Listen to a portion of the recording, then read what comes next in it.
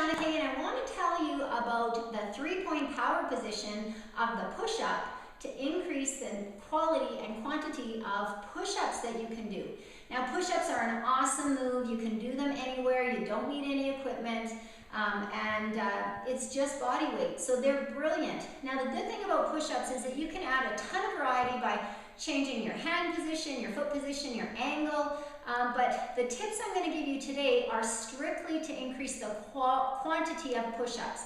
So this is just one way of doing push-ups so that you can get more push-ups if you were to do a push-up challenge, all right?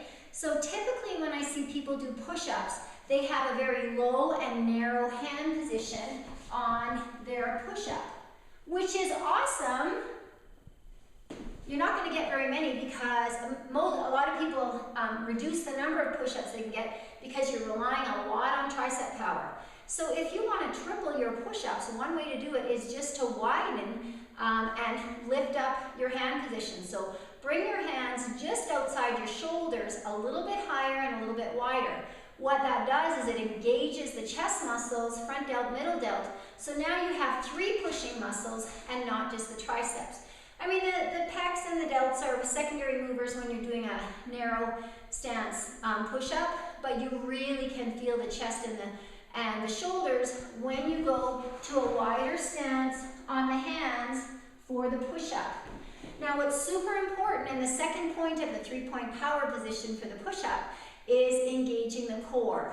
Now, core strength is imperative. In fact, I highly recommend doing lots of planking to help increase your push-ups. So when you're doing the push-up, think about tight core, belly button through the spine. Sometimes I'll see people with low hips and their hips even drop to the floor, or they'll have their bum up too high and you're going to end up hitting the delts a little bit more. You're definitely not going to be engaging through the core. So think flat back, tight tummy when you're doing those push-ups.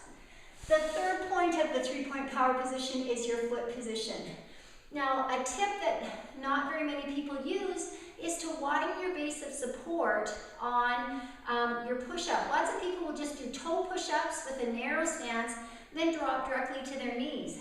So get as many push-ups as you can with a narrow stance, then widen your base of support. It makes it a little bit easier, and then drop to your knees for a third way to modify. I guess that would be the second way to modify those push-ups. Those are 3 points for the 3-point power position to increase the quality and quantity of your push-ups. If you want to know more, just click the link below.